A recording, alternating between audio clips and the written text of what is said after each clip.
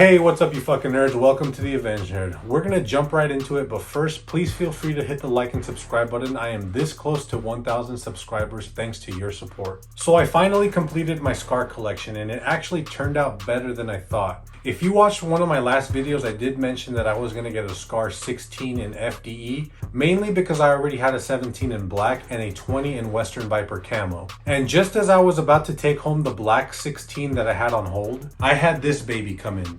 And as you can tell by the mag, it's another 17. But the reason why I got another 17 and not a 16 is because this is the Gen 2 with the non-reciprocating charging handle. And for someone like me who prefers 308, I just had to have it. And as you can see, I have a 3.5 by 35 ACOG with the 308 horseshoe green reticle. Now, because it is brand new, this is going to cost you a little bit more. The MSRP on this rifle is going to be $36.99, but I got it from my dealer for $34. Add another $1,200 for that ACOG and you're looking at a pretty pricey rifle. And I haven't really done much else to this rifle. All I did was swap out the FDE mag that it comes with for a black one. I put the rail covers on there and then I put a forward grip by Magpul. But aside from the non-reciprocating charging handle, it's pretty much just a normal scar. I will say that it does feel lighter, and I did see another video where some guys were testing it out and they mentioned something about the manufacturers doing something to the bolt carrier group to make it lighter. But that's not on FN's website, so I don't know if it's true or not, but it does feel lighter to me.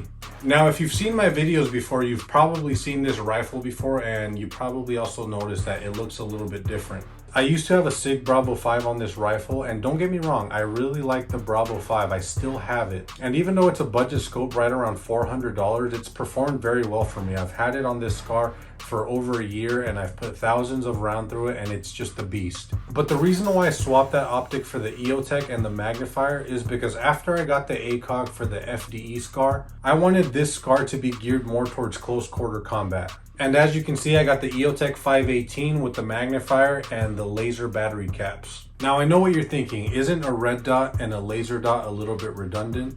And the answer is it depends what you're doing. For example, some gas masks impede your ability to wield your firearm up to your cheek properly. Or if you're like me and you want to shoot from the hip like Tony Montana, then the laser might just be the right tool for you. We're going to take a closer look at each one of those, but first let me quickly show you one that you guys have already seen before. This is my Scar 20 chambered in 6.5 Creedmoor, and as you can see it has the Western Viper camo, and I got a PST Gen 2. And I'm going to be honest with you, this one is a bit of a safe queen. I just don't shoot too much 6.5 Creedmoor, but it's pretty cool. If you want a better rundown of the 20, I do have another video going over the specs, so feel free to check that out.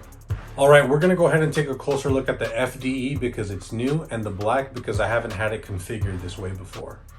So for the sake of the video, I did go ahead and remove that forward grip so I can put it on this rifle rest. Now I know what some of you guys are already thinking, why spend so much money on one rifle when you can pretty much get the same amount of reliability from a high quality AR-10? And I do agree, these rifles do come at a hefty price. One of the things I've talked about though in previous videos is that if you're going to purchase this firearm, you have to do so knowing that there's a little bit of novelty involved to them. And by that I mean you're not going to have that cool factor associated with the iconic appeal of this firearm. You see it in movies, video games, it has a military application, and it's just an overall sought after firearm. Plus, when you go to a range, everybody and their mother is going to have an AR-15 platform. When you pull this out, you're letting everybody know that you don't use those frequent flyer bitch miles and you a G5 big dick player. A G5 airplane. Play. Alright, so let's talk about the accessories. On this rifle, I have a Streamlight Pro Tac 2 mounted on the side here with a pressure activated switch. Has an on button there if you want to keep it on. If you tap it once, hold it, you can let go if you want it to turn off. And if you double tap, it'll induce an epileptic seizure. You might notice that I keep my charging handle on the right side, but that's because after dozens of times busting my knuckles, I learned to run this bitch like an AK. Yes, I could have bought a slanted charging handle, but go fuck yourself. As for the Optic, I have an EOTech 518 with the laser battery caps. The good thing about this 518 is that it's going to be just as robust as the XPS's, except it's going to take the AA batteries and it's not going to have night vision compatibility. It's also going to be an updated version of the 512. For those of you that remember the 512, the battery compartment used to sit right onto the Picatinny rail. So I guess what would end up happening is with certain rifles such as this SCAR, there was enough reciprocating mass in the bolt carrier group that it would damage the compartment. But as you can see with this, you don't have that issue anymore. And here we also have a Punisher logo to scare the liberals. Fuck yeah, let's blow Brandon, or whatever the left says. And last but not least, we have a Trijicon micro magnifier, and this is going to be a 3-power.